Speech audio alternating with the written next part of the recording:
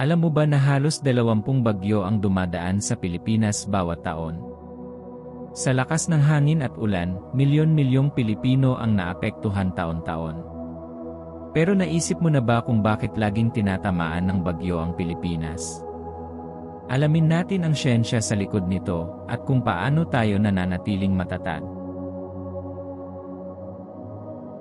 Paano nabubuo ang bagyo? Ang bagyo ay isang malakas na umiikot na ulap at hangin na nabubuo sa ibabaw ng dagat. Nabubuo ito kapag ang mainit na hangin mula sa dagat ay umaangat at pinapalitan ng malamig na hangin, kaya nabubuo ang ikot o spiral ng hangin at ulan. Habang mas mainit ang dagat, mas lumalakas ang bagyo, kaya madalas ito sa Pacific Ocean.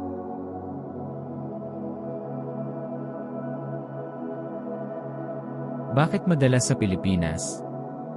Ang Pilipinas ay nasa Pacific Typhoon Belt o daanan ng mga bagyo.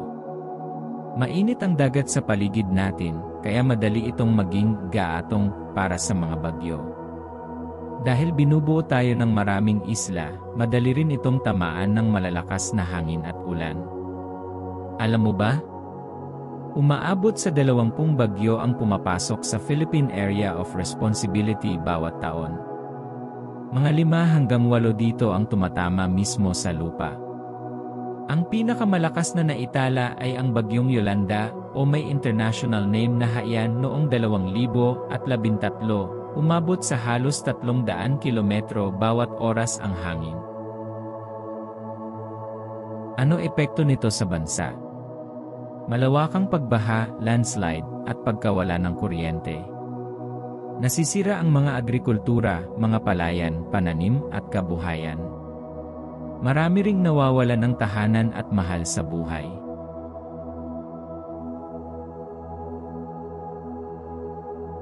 Paano naghahanda ang mga Pilipino? Sa tulong ng pag-aasa, maaga tayong nabibigyan ng storm signal warnings. May mga evacuation centers, relief operations, at disaster drills. Pero higit sa lahat resilient ang mga Pilipino. Kahit ilang ulit tayong tamaan, bumabangon pa rin.